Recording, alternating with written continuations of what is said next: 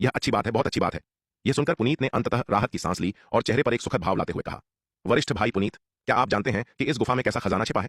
जिग्नेश ने उत्साह से पूछा। किस तरह का खजाना? पुनीत ने उत्सुकता से पूछा। आखिर कौन सा खजाना जिग्नेश को इतना उत्साहित कर सकता था? वह दुनिया से अनजान कोई गंवार नहीं था। वह श्वेत हिम संप्रदाय का एक उत्कृष्ट शिष्य था और उसके मानक बहुत ऊंचे थे। यहां तक कि किसी महाविपत्ति दिव्य अस्त्र के मिलने पर भी जिग्नेश इतना उत्साहित नहीं होता। वह महाविपत्ति दिव्य अस्त्र से बना एक रक्षात्मक चोगा है। जिग्नेश ने बेहद उत्साह के साथ कहा। क्या? महाविपत्ति दिव्य अस्त्र से बना रक्षात्मक चोगा? जिग्नेश के शब्द सुनकर पुनीत भी हक्का बक्का रह गया। एक महाविपत्ति दिव्य अस्त्र और वह भी एक रक्षात्मक चोगा। यह सचमुच एक असाधारण खजाना था। एक महाविपत्ति दिव्य अस्त्र पहले से ही बहुत कीमती होता है, उस पर से एक रक्षात्मक चोगा, है ना? पुनीत ने उत्सुकता से पूछा। आखिर कौन सा खजाना जिग्नेश को इतना उत्साहित कर सकता था? वह दुनिया से अनजान कोई गंवार नहीं था। वह श्वेत हिम संप्रदाय का एक उत्कृष्ट शिष्य था और उसके मानक बहुत ऊंचे थे। यहां तक कि किसी महाविपत्ति दिव्य अस्त्र के मिलने पर भी जिग्नेश इतना उत्साहित नहीं होता। वह महाविपत्ति दिव्य अस्त्र से बना एक रक्षात्मक चोगा है। जिग्नेश ने बेहद उत्साह के साथ कहा। क्या? महाविपत्ति दिव्य अस्त्र से बना रक्षात्मक चोगा? जिग्नेश के शब्द सुनकर पुनीत भी हक्का बक्का रह गया। एक महाविपत्ति दिव्य अस्त्र और वह भी एक रक्षात्मक चोगा। यह सचमुच एक असाधारण खजाना था। एक महाविपत्ति दिव्य अस्त्र पहले से ही बहुत कीमती होता है, उस पर से एक रक्षात्मक चोगा। श्वेत हिम संप्रदाय के कुलपति भी ऐसे खजाने को देखकर लालायित हो उठेंगे। साधना की दुनिया में रक्षात्मक जादुई अस्त्र हमेशा आक्रामक जादुई अस्त्रों की तुलना में कहीं अधिक मूल्यवान माने गए हैं। जहां आक्रामक जादुई अस्त्र एक योद्धा की युद्ध क्षमता को काफी बढ़ा सकते हैं, वहीं रक्षात्मक जादुई अस्त्र जीवन बचाने के काम आते हैं। केवल पर्याप्त मजबूत रक्षा होने पर ही कोई शक्तिशाली दुश्मन का सामना करते समय जीवित रहने का आत्मविश्वास रख सकता है। एक योद्धा तभी सच्चा शक्तिशाली बन सकता है जब वह लंबे समय तक जीवित रहे। यदि वे रास्ते में ही मारे जाएं, तो सबसे असाधारण मार्शल आर्ट्स प्रतिभा भी व्यर्थ है। इसके अलावा रक्षात्मक जादुई खजाने का निर्माण अक्सर आक्रामक अस्त्रों की तुलना में अधिक कठिन होता है, जिसके परिणाम स्वरूप साधना जगत में रक्षात्मक जादुई खजाने बहुत कम और दुर्लभ होते हैं।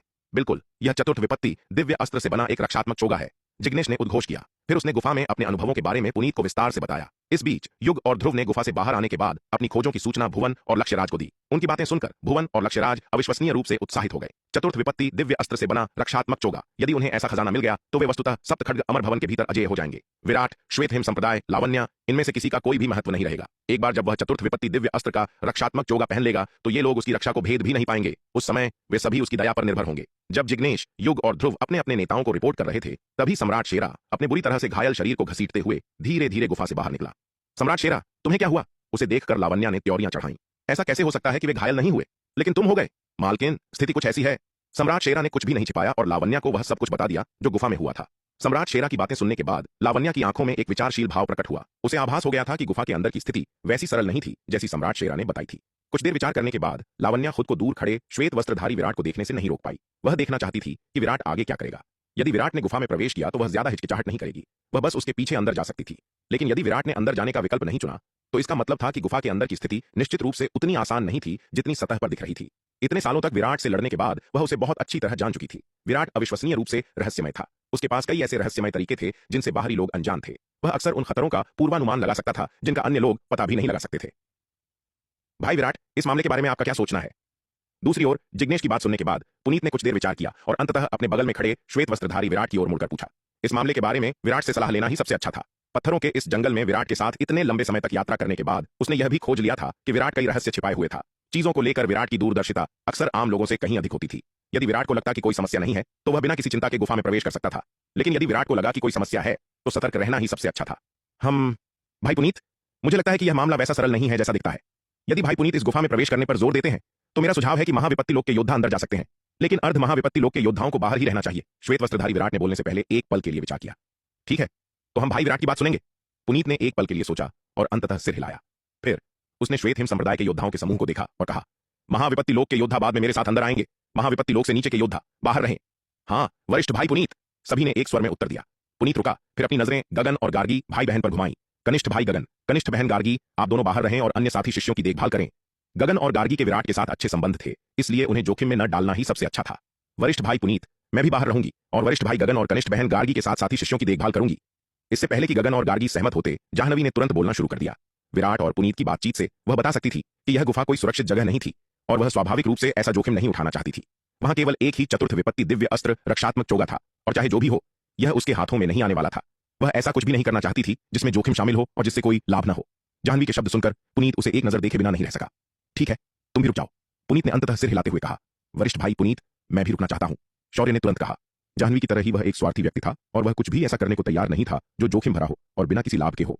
यदि सभी एक साथ अंदर जाते तो ठीक था और उसके पास बाहर रहने का कोई बहाना नहीं होता, लेकिन चूंकि पुनीत ने एक मिसाल कायम की थी और गगन तथा गार्गी को बाहर रहने की अनुमति दी थी, इसलिए अब उसके पास एक बहाना था। यदि गगन और गार्गी बाहर रह सकते थे तो वह क्यों नहीं?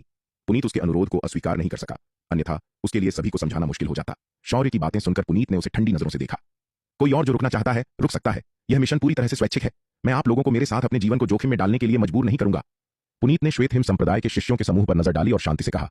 हालांकि इस बार कोई नहीं बोला, यहां तक कि जिन लोगों ने शुरू में रुकने पर विचार किया था वे भी पुनीत की बातें सुनने के बाद बोलने में कुछ शर्मिंदा महसूस करने लगे। पुनीत ने काफी देर तक सभी को देखा और यह देखकर कि कोई और नहीं बोल रहा है, उसने सिर हिलाया और कहा, क्योंकि कोई और रुकना नहीं चाहता है, बाकी सब मेरे साथ अंदर आओ। हाँ, वरिष्ठ भाई पुनीत। पुनीत की बातें सुनकर शेष पारलौकिक क्षेत्र के योद्धाओं ने एक स्वर में सहमति व्यक्त की। माया, विशाल, कछुए, तुम दोनों भी बाहर ही रहो। नीलिमा, तुम मेरे साथ अंदर आओ।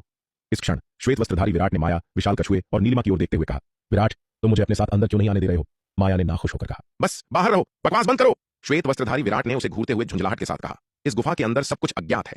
यदि वे सभी अंदर भागते हैं और कुछ होता है तो उनकी मदद करने के लिए बाहर कोई नहीं होगा। इसके अलावा उसके निर्मल अवतार की क्षमता के साथ यदि कोई ऐसी दुर्घटना होती है जो उसके नियंत्रण से बाहर है तो वह अधिक से अधिक केवल एक व्यक्ति की रक्षा कर सकता है। यदि माया और विशाल, कछुआ भी अंदर जाते तो वह किसकी रक्षा करना चुनता? श्वेत वस्त्रधारी विराट के शब्द सुनकर माया बहुत असंतुष्ट थी, लेकिन अंततः वह विराट के आदेशों की अवहेलना करने की हिम्मत नहीं जुटा पाई और आज्ञाकारी रूप से विशाल, कछुए के साथ बाहर ही रही। भाई पुनीत, चलिए चलते हैं। सब कुछ व्यवस्थित करने के बाद श्वेत वस्त्रधारी विराट पुनीत की ओर मुड़ा और बोला, ठीक है। पुनीत ने सिर हिलाया। भाई विराट, बहन नीलिमा, सावधान रहना। इस समय गार्गी ने चिंता के साथ श्वेत वस्त्रधारी विराट और नीलिमा की ओर देखा। गार्गी, चिंता मत करो, मेरे यहां रहते हुए कुछ नहीं होगा। नीलिमा ने अपने पंख फड़फड़ाए और लापरवाही से कहा। नीलिमा की बातें सुनकर श्वेत वस्त्रधारी विराट उसे देखे बिना नहीं रह सका। यह पगली नन्ही चिड़िया हमेशा बड़ी बड़ी बातें करती है। यदि वास्तव में कोई बड़ा खतरा उत्पन्न हो जाता है तो क्या वह अकेले इसे संभाल सकती है? हालांकि विराट नीलिमा के डींग मारने वाले शब्दों से कुछ हद तक अवाक था, लेकिन उसने इसका खंडन करने के लिए कुछ नहीं कहा। पगली चिड़िया की डींगे मारना सिर्फ हानिरहित बातें थीं, इसे गंभीरता से लेने की कोई आवश्यकता नहीं थी। वरिष्ठ भाई पुनीत, भाई विराट, आप सभी अपना ख्याल रखना, गगन ने पुनीत और श्वेत वस्त्रधारी विराट से कहा। हालांकि वह भी दूसरों के साथ अंदर जाना चाहता था, लेकिन अपनी छोटी बहन गार्गी की सुरक्षा के लिए उसने इसका उल्लेख करने से परहेज किया। चिंता मत करो भाई गगन, शायद मैं कुछ ज्यादा ही सोच रहा हूं, हो सकता है अंदर उतना खतरा ना हो। श्वेत वस्त्रधारी विराट ने मुस्कुराते हुए कहा। कनिष्ठ भाई गगन, तुम्हें बाहर रहते हुए सभी का अच्छे से ध्यान रखना होगा, पुनीत ने गगन को निर्देश दिया। चिंता मत कीजिए वरिष्ठ भाई पुनीत, जब तक मैं जीवित हूं मैं किसी को कुछ नहीं होने दूंगा, गगन ने गंभीरता से कहा। ठीक है फिर, पुनीत ने सिर हिलाया। तभी श्वेत वस्त्रधारी विराट, नीलिमा, पुनीत, जिग्नेश और श्वेत हिम संप्रदाय के लगभग 1 दर्जन पारलौकिक क्षेत्र के योद्धा गुफा में प्रवेश कर गए। दूसरी ओर श्वेत हिम संप्रदाय की स्थिति को देखते हुए भुवन और लक्ष्यराज यह नहीं समझ पाए कि उन्होंने केवल अपने कुछ बलों को अंदर प्रवेश करने की अनुमति क्यों दी थी और सभी अर्ध पारलौकिक क्षेत्र के योद्धाओं तथा कुछ पारलौकिक क्षेत्र के योद्धाओं को बाहर क्यों छोड़ दिया था। हालांकि यह विचार करते हुए कि पत्थरों के जंगल से उनकी यात्रा के दौरान श्वेत हिम संप्रदाय के निर्णय लगभग हमेशा सही रहे थे, उन्होंने भी ऐसा ही करने का निर्णय लिया। उन्होंने सभी अर्ध पारलौकिक क्षेत्र के योद्धाओं और कुछ पारलौकिक क्षेत्र के योद्धाओं को बाहर छोड़ दिया और केवल कुछ पारलौकिक क्षेत्र के योद्धाओं को अंदर ले गए। लावण्या ने विराट की जाती हुई आकृति पर नजर डाली, एक पल के लिए विचार किया और फिर विराट के इरादे को समझ गई। विराट ने सभी अर्ध पारलौकिक क्षेत्र के योद्धाओं को बाहर छोड़ दिया था क्योंकि उसे गुफा के अंदर दुबके हुए खतरों की चिंता थी जिन्हें शायद अर्ध पारलौकिक क्षेत्र के योद्धा संभाल न पाए, जिससे महत्वपूर्ण नुकसान हो सकता है। विराट श्वेत हिम संप्रदाय के अर्ध महाविपत्ति लोक के योद्धाओं का जीवन बख्श देगा, लेकिन लावण्या को कोई परवाह नहीं थी। उसके कमान में ये लोग ऐसे थे जिन्हें उसने अस्थायी रूप से विभिन्न तरीकों के माध्यम से समर्पण करने के लिए मजबूर किया था। लावण्या के मन में उनके जीवन के प्रति कोई सम्मान नहीं था, यहां तक कि अगर उसके सभी योद्धा गुफा में प्रवेश करने और खतरे का सामना करने के बाद मर भी जाते तो उसे कोई पछतावा नहीं होता। सबसे महत्वपूर्ण बात यह थी कि जब खतरा आएगा तो ये योद्धा उसके सामने खड़े हो सकते हैं। मूल रूप से पत्थरों के जंगल में इतने लंबे समय तक यात्रा करने के बाद उसके बलों को काफी नुकसान उठाना पड़ा था। 4 बलों में से जिसे वह नियंत्रित करती थी अब यकीनन सबसे कमजोर था, लेकिन यदि वह अपने सभी योद्धाओं को गुफा में ले आती तो उसके बल लगभग सबसे मजबूत हो जाते। यद्यपि अर्ध महाविपत्ति लोक के योद्धा ताकत में कमजोर थे, पर्याप्त संख्या में उनकी युद्ध क्षमता को कम नहीं आंका जाना चाहिए, खासकर जब वे युद्ध व्यूह बनाते हैं। लावण्या ने कोई हिचकिचाहट नहीं दिखाई, उसने अपने कमान के योद्धाओं के समूह पर नजर डाली और शांति से कहा, तुम सब मेरे साथ अंदर आ सकते हो। मालकिन, मालकिन, विराट और अन्य लोगों ने अर्ध महाविपत्ति लोक के योद्धाओं को बाहर छोड़ दिया है, हम भी ऐसा क्यों नहीं करते? लावण्या की बातें सुनकर गोगा ने तुरंत सावधानी से बात की। उसे विराट के हाथों काफी नुकसान उठाना पड़ा था और इतने लंबे समय तक दांव संघ में रहने के बाद वह विराट की क्षमताओं को बहुत अच्छी तरह जानता था। चूंकि विराट ने उन अर्ध महाविपत्ति लोक के योद्धाओं को बाहर छोड़ दिया था, इसलिए इसके पीछे कोई गहरा कारण होना चाहिए। इसका मतलब यह भी था कि इस गुफा के अंदर का खतरा काफी बड़ा था, शायद सम्राट शेरा द्वारा वर्णित खतरे से भी कहीं अधिक। यदि यह केवल वैसा होता जैसा सम्राट शेरा ने कहा था तो विराट को इतने सारे अर्ध महाविपत्ति लोक के योद्धाओं को बाहर छोड़ने की आवश्यकता नहीं होती। यदि वह लावण्या के पीछे पीछे अंदर गया तो जिस स्थिति का उसे सामना करना पड़ेगा वह अत्यंत खतरनाक होगी। बमुश्किल आज तक जीवित रहने के बाद गोगा स्वाभाविक रूप से मरना नहीं चाहता था। गोगा, क्या तुम मुझे सिखाने की कोशिश कर रहे हो कि काम कैसे करना है? गोगा की बातें सुनकर लावण्या ने उसकी ओर देखा और उदासीनता से कहा, नहीं, मैं ऐसी हिम्मत नहीं करूंगा। लावण्या की नजर से गोगा कांप उठा, उसके माथे पर ठंडा पसीना आ गया। हम्फ, चलो चलें। लावण्या ने उसकी ओर देखा और ठंडी आवाज में फुफकारी, फिर एक शब्द और कहे बिना उसने नेतृत्व किया और गुफा की ओर चल दी। यह देखकर गोगा, रणवीर, सम्राट शेरा और अन्य लोग, हालांकि कई लोग अत्यंत अनिच्छुक थे, लावण्या के अत्याचार से भयभीत थे और अंततः दांत पीसते हुए उसके पीछे चल दिए। श्वेत वस्त्रधारी विराट, नीलिमा, पुनीत, जिग्नेश और अन्य लोगों ने गुफा में प्रवेश किया और आगे बढ़े। जल्द ही वे गुफा में एक विशाल पत्थर के कक्ष में पहुंच गए। कक्ष के केंद्र में ऊंचे मंच पर तैरते हुए चतुर्थ विपत्ति दिव्य अस्त्र के एक बैंगनी स्वर्ण चोगे को देखकर हर कोई हैरान रह गया। विराट, यह वास्तव में एक चतुर्थ विपत्ति दिव्य अस्त्र का रक्षात्मक चोगा है। नीलिमा ने बैंगनी स्वर्ण चोगे को देखते हुए उत्साह से उद्घोष किया। भाई विराट, क्या हमें जाना चाहिए या हम आगे बढ़ें? पुनीत ने श्वेत वस्त्रधारी विराट की ओर देखा और पूछा। जिग्नेश के अनुसार यह मंच एक शक्तिशाली हमले को अंजाम देगा, इसलिए बैंगनी स्वर्ण चोगा आधिकारिक तौर पर लेने से पहले उन्हें सबसे पहले मंच द्वारा किए गए हमले की शक्ति का परीक्षण करना चाहिए। परीक्षण करने से पहले पुनीत ने श्वेत वस्त्रधारी विराट के साथ इस पर चर्चा करने का निर्णय लिया। इस स्तर के खजाने का सामना करते हुए वह इसे इतनी आसानी से नहीं छोड़ सकता था, इसलिए जो कोई भी पहला प्रयास करेगा और बैंगनी स्वर्ण चोगे को लेने में सबसे अधिक योगदान देगा वह उसे प्राप्त करेगा। भाई पुनीत, क्या आपके पास कुछ पुख्ता है? श्वेत वस्त्रधारी विराट ने पूछा। मुझे थोड़ा आत्मविश्वास होना चाहिए, लेकिन मैं पूरी तरह से निश्चित रूप से कुछ नहीं कर सकता। पुनीत मुस्कुराया। यदि ऊंचे मंच से निकली शक्ति वैसी ही थी जैसी जिग्नेश ने वर्णित की थी तो वह मुश्किल से इसका सामना कर सकता था। उसका सबसे बड़ा डर यह था कि कुछ अप्रत्याशित हो सकता है। इस मामले में भाई पुनीत, आप पहले जा सकते हैं। श्वेत वस्त्रधारी विराट थोड़ा मुस्कुराया। चूंकि पुनीत को विश्वास था वह उसे पहले प्रयास करने देगा। यदि पुनीत ने सफलतापूर्वक बैंगनी स्वर्ण चोगा प्राप्त कर लिया तो विराट उसके साथ प्रतिस्पर्धा नहीं करेगा। एक चतुर्थ विपत्ति दिव्य अस्त्र कीमती था, लेकिन विराट इसके लिए पुनीत के साथ दुश्मनी का जोखिम नहीं उठाएगा। ठीक है, तो मैं पहले प्रयास करूंगा, पुनीत ने कहा। वह ऊंचे मंच की ओर चला गया और जैसे ही वह पास आया उसने बैंगनी स्वर्ण चोगे को पकड़ने के लिए हाथ बढ़ाया। उसी क्षण एक बहरा कर देने वाली दहाड़ गूंजी और मंच से एक शक्तिशाली बल फूट पड़ा जो पुनीत से जा टकराया।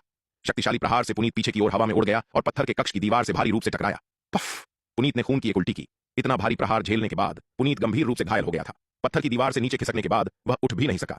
वरिष्ठ भाई पुनीत, यह देखकर जिग्नेश और श्वेत हिम संप्रदाय के अन्य योद्धा चौंक गए और पुनीत को नवजीवन संजीवनी गोली खिलाने के लिए दौड़ पड़े। ऐसा कैसे हो सकता है? बुरी तरह से घायल पुनीत को देखकर जिग्नेश किंकर्तव्य विमूढ़ था।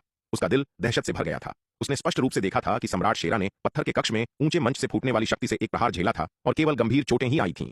तार्किक रूप से उस स्तर की शक्ति को पुनीत के स्तर के स्वामी के लिए बहुत अधिक खतरा पैदा नहीं करना चाहिए था, लेकिन अब ऊंचे मंच से जो शक्ति फूटी थी वह पिछली बार सम्राट शेरा पर हुए हमले की तुलना में कई गुना अधिक मजबूत थी।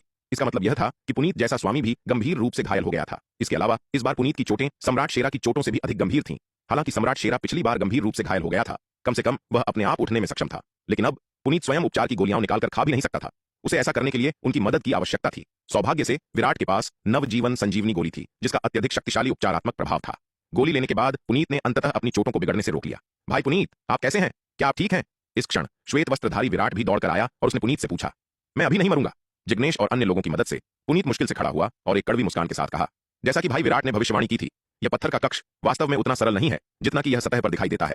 जिस क्षण ऊंचे मंच से फूटी शक्ति से पुनीत को दूर फेंक दिया गया था, भुवन, लक्ष्यराज और जल तत्व संप्रदाय तथा अग्नि तत्व संप्रदाय के अन्य योद्धा भी एक के बाद एक आ पहुंचे। जब उन्होंने वह दृश्य देखा तो वे सभी हक्के बक्के रह गए। वे जानते थे कि पुनीत उन्हीं के स्तर का एक शक्तिशाली योद्धा था और पुनीत भी ऊंचे मंच से फूटने वाली शक्ति का सामना नहीं कर सका था। यदि वे आगे बढ़ते तो उनका हश्र संभवतः पुनीत से बेहतर नहीं होता। भुवन और लक्ष्यराज सतर्क होते हुए हमला करने में संकोच कर रहे थे। उनके पास चमत्कारी उपचारात्मक गोली नवजीवन संजीवनी गोली नहीं थी और यदि वे गंभीर रूप से घायल हो गए तो उनके घाव आसानी से नहीं भरेंगे। जैसे ही हर कोई हिचकिचा रहा था, लावण्या अपने योद्धाओं के साथ आ पहुंची। पत्थर के कक्ष में प्रवेश करने पर लावण्या ने हर किसी के चेहरे पर गंभीर भाव देखे और पुनीत अभी भी गंभीर चोटों से उभरता हुआ प्रतीत हो रहा था। उसे तुरंत एक ठंडक महसूस हुई और वह सतर्क हो गई। ऐसा प्रतीत हो रहा था कि यह पत्थर का कक्ष वास्तव में उतना सरल नहीं था जितना उसने कल्पना की थी। अन्यथा भुवन और लक्ष्यराज जैसे लोग चतुर्थ विपत्ति दिव्य अस्त्र वाले बैंगनी स्वर्ण चोगे को हथियाने के लिए पहले ही दौड़ पड़े होते। मालकिन, क्या हमें कदम उठाना चाहिए? गोगा ने सावधानी से पूछा। रुको, लावण्या ने उदासीनता से कहा। वह इस अनिश्चित स्थिति में जल्दबाजी में कार्य नहीं कर सकती थी। यदि वह गंभीर रूप से घायल हो गई तो मृत्यु ही उसकी एकमात्र नियति होगी। उसके कमान में कई योद्धा होने के बावजूद उनमें से कोई भी वास्तव में उसका समर्थन नहीं करता था। विराट, हम क्या करें? दूसरी ओर नीलिमा ने अपने पंख फड़फड़ाए और श्वेत वस्त्रधारी विराट से पूछा। कुछ गड़बड़ लग रही है भाई पुनीत, चलिए पीछे हटते हैं। श्वेत वस्त्रधारी विराट ने अपनी दिव्य दृष्टि को सक्रिय किया और पत्थर के कक्ष को ध्यान से देखा। अचानक उसके भाव बदल गए और उसने गंभीरता से कहा। गुफा के बाहर उसने अपनी दिव्य दृष्टि का उपयोग करके अंदर देखा था, लेकिन एक रहस्यमय शक्ति के कारण वह स्पष्ट रूप से नहीं देख पा रहा था। लेकिन अब गुफा के अंदर गहराई में जब उसने गुफा की दीवारों का निरीक्षण करने के लिए अपनी दिव्य दृष्टि का उपयोग किया तो उसने एक चौंकाने वाली खोज की। गुफा की दीवारें वास्तव में कोई जीवित चीज थीं। सटीक रूप से कहें तो पूरा पत्थरों का पहाड़ ही एक जीवित प्राणी था। वे संभवतः पहले ही अपनी इच्छा से एक विशाल प्राणी के पेट में भाग कर आ गए थे। पीछे हटें। विराट की बातें सुनकर पुनीत हक्का बक्का रह गया। हालांकि वह गंभीर रूप से घायल था, इस पत्थर के कक्ष में ऊंचे मंच के पास होने के अलावा जहां उन पर हमला हो सकता था कोई अन्य खतरा प्रतीत नहीं होता था। पीछे क्यों हटे? हालांकि पुनीत विराट के इरादों को नहीं समझ पाया था, लेकिन उस पर विश्वास के कारण उसने अंततः सिर हिलाया और कहा, ठीक है। फिर उसने अपने श्वेत हिम संप्रदाय के योद्धाओं को आदेश दिया, पीछे हटो। वरिष्ठ भाई पुनीत, क्या हम वास्तव में इतनी आसानी से हार मानने वाले हैं? जिग्नेश ने कुछ अनिच्छा से कहा। हालांकि उन्हें वास्तव में इस बैंगनी स्वर्ण चोगे को हथियाने की प्रक्रिया में बहुत परेशानी का सामना करना पड़ा था, लेकिन केवल एक प्रयास के बाद हार मान लेना कुछ ज्यादा ही जल्दबाजी लग रहा था। अभी उस बारे में चिंता मत करो, चलो पहले यहां से निकलते हैं, पुनीत ने कहा। पुनीत के शब्द सुनकर जिग्नेश, हालांकि अनिच्छुक था, अंततः पुनीत के आदेशों का पालन किया और श्वेत वस्त्रधारी विराट तथा पुनीत के पीछे हो लिया।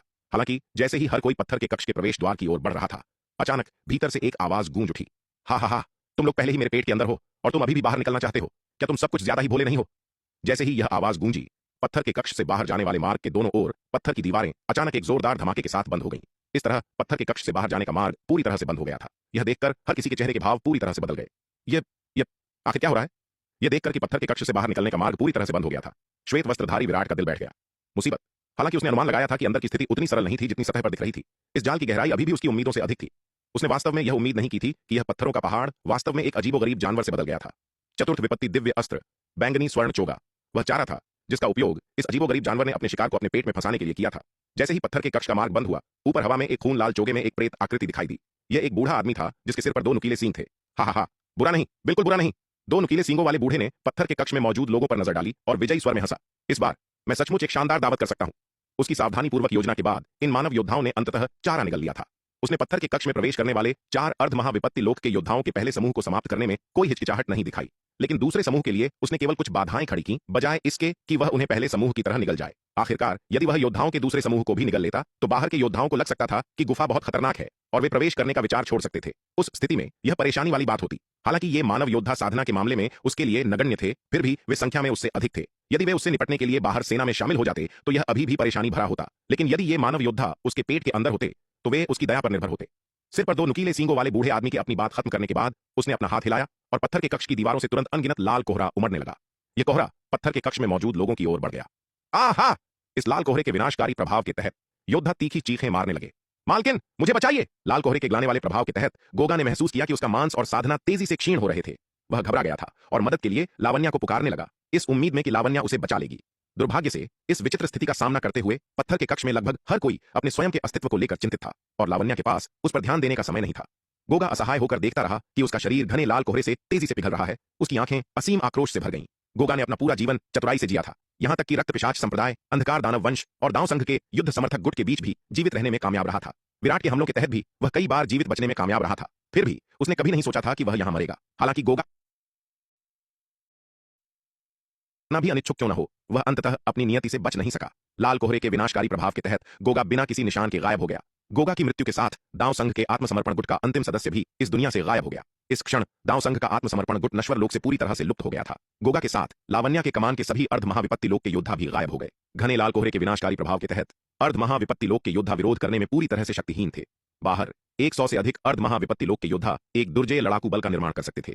यदि वे एक साथ आते और एक युद्ध व्यूह बनाते तो एक तृतीय विपत्ति लोक के विशेषज्ञ को भी उन्हें खत्म करना मुश्किल लगता।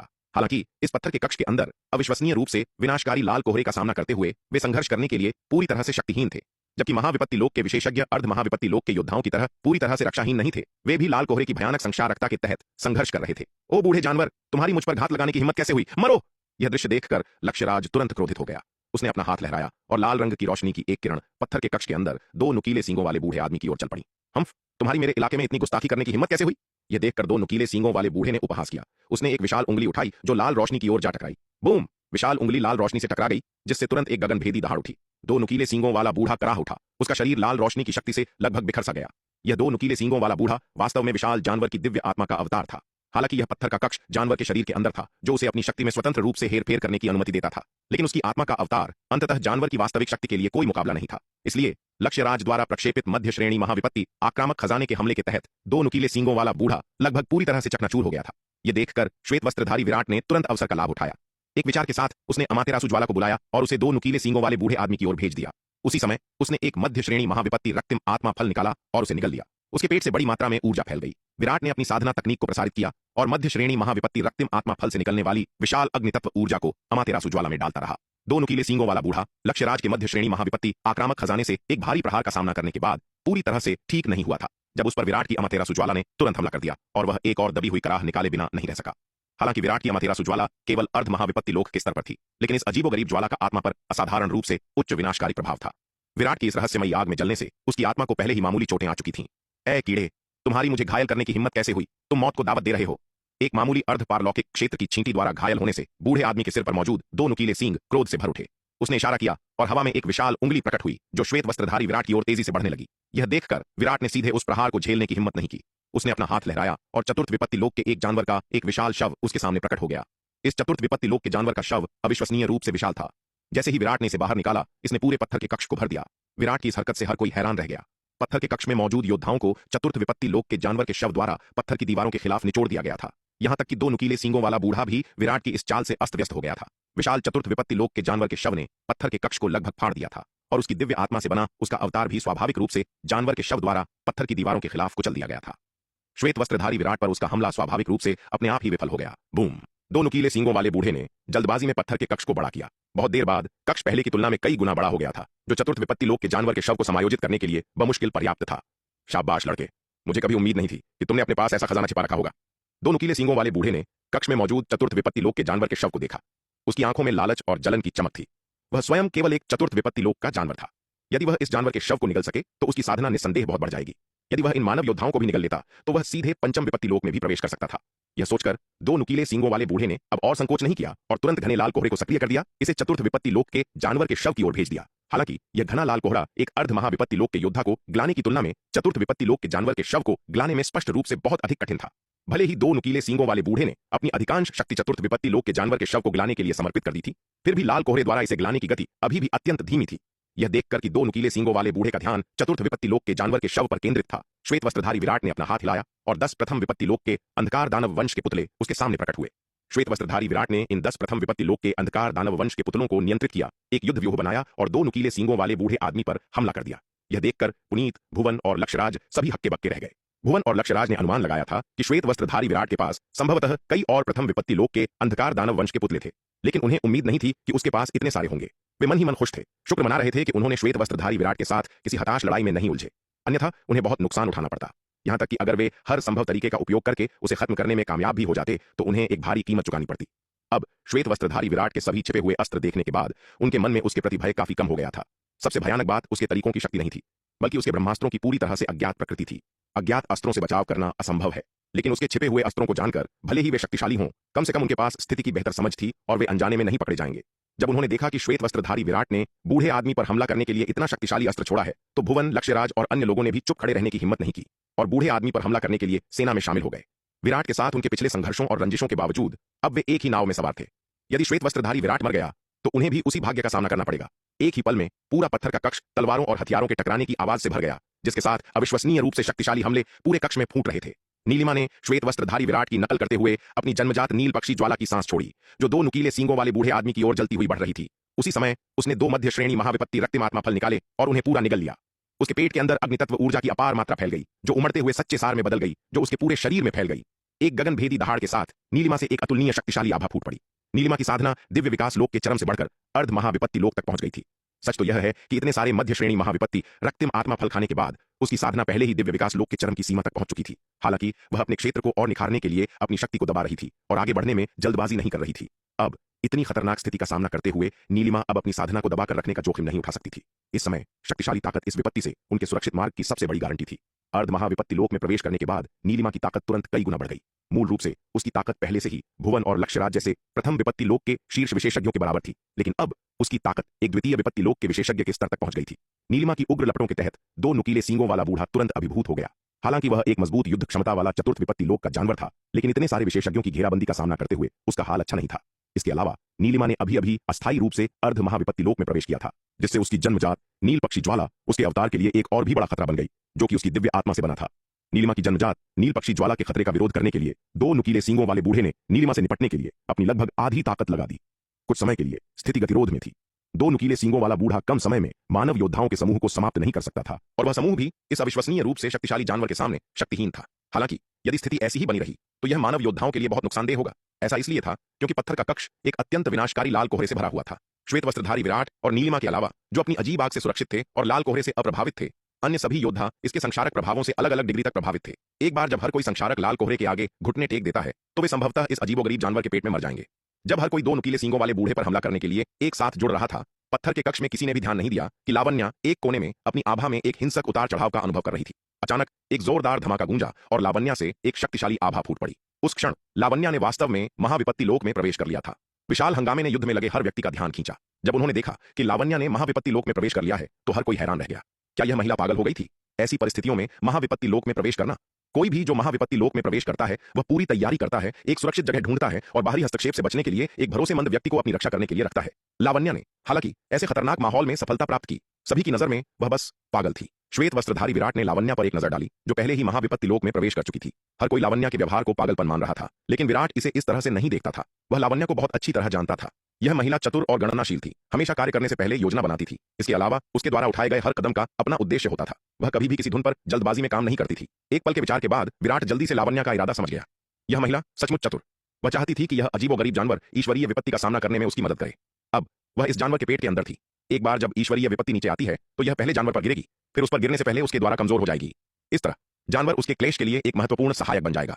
इसके अलावा ऐसा करके वह जानवर से निपटने के लिए ईश्वरीय विपत्ति का भी उपयोग कर सकती थी। जानवर के पेट के अंदर सफलता प्राप्त करने से वह उसकी मदद से अपने क्लेश को दूर करने और जानवर से लड़ने के लिए ईश्वरीय बिजली की शक्ति का उपयोग करने में सक्षम हो जाती है। सचमुच एक फायदे का सौदा।